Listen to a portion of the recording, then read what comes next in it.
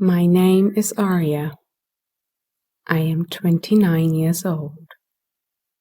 I live alone. My flat is small and quiet. The silence eats me. It's like a slow knife that never stops cutting. I have been separated from my husband for 6 months now. Every night I eat dinner alone. I think about him. I replay our memories, and every night I regret everything. I work in a very big office. My job is not special.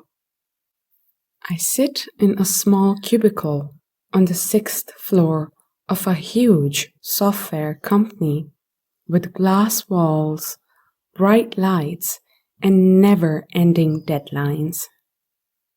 My job is to check project reports, prepare meeting notes, and follow schedules. I used to work for my manager, Mr. Adrian Hale. He was 38 years old. He was very serious, cold, and quiet. Because of his personality, people in the office called him the Winter Man. He was calm like frozen water.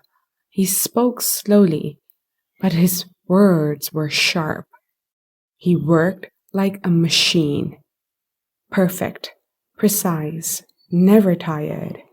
5 years ago, his wife died in a car accident. After that, people said he changed. He became distant. He stopped smiling. And when I looked at him, I understood something deep. Loneliness eats you. Silence kills you. Slowly, quietly, and calmly. Maybe that's why I felt connected to him. One evening, everyone left the office except us.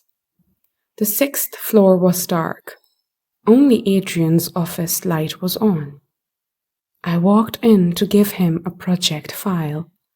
He looked tired. His eyes were red.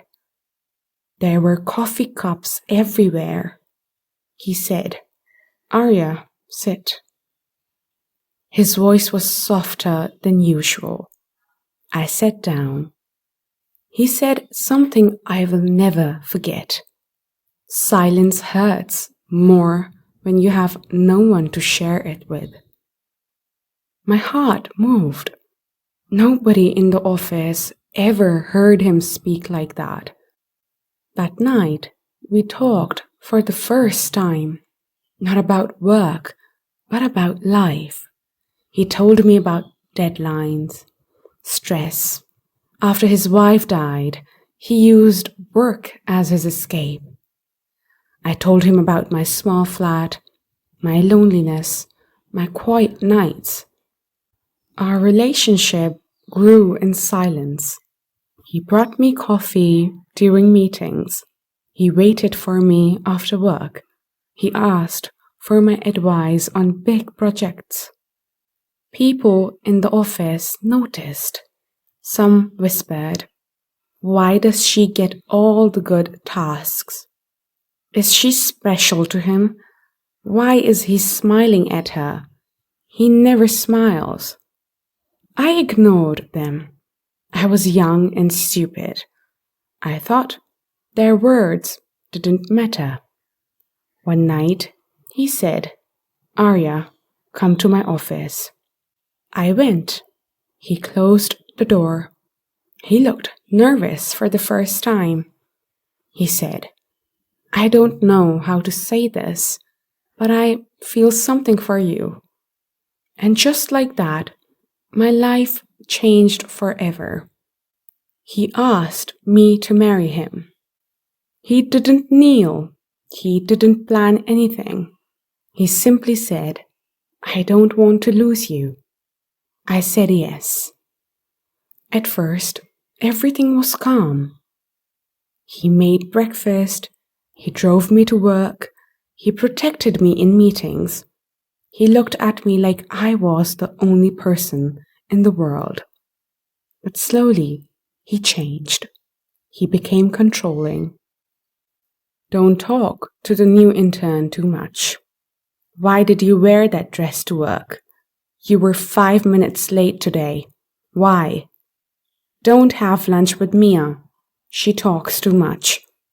He checked my phone. He looked at my emails. He told me which friends were good and which were dangerous. I thought he was just caring. I thought he was just protective. But no, he used silence as power. If I said something wrong, he didn't shout. He just went quiet. That silence tortured me. One day, we had a big project presentation. It was for an international client. I worked on it for weeks. When I presented my part, Adrian interrupted me. Not softly, not privately, but in front of the entire room. He said, "Arya, that is incorrect. Did you not prepare well?" Everyone looked at me. My face burned. I felt small, weak, stupid. After the meeting, I cried in the empty hallway. He came to me and said, "Why are you crying? You should be stronger." That night, we had the worst fight. The next day, I moved out, and that was 6 months ago. 2 weeks later, I received a call. Adrian had collapsed at work. They found him in his office, alone, holding his chest. I went to the hospital. He was unconscious for 2 days. When he woke up, he looked at me with tired eyes. He whispered, "I didn't know how to love you right, but I never wanted to lose you." It's been 6 months since then. We are not back together. Sometimes love fails because two damaged people meet at the wrong time.